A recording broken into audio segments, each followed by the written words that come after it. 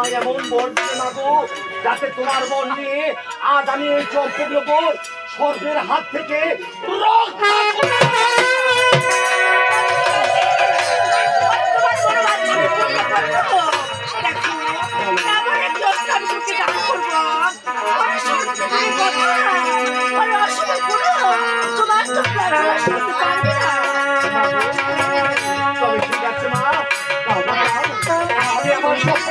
রক্ষা করতে চাই মা। তুমি আমায় বর দাও।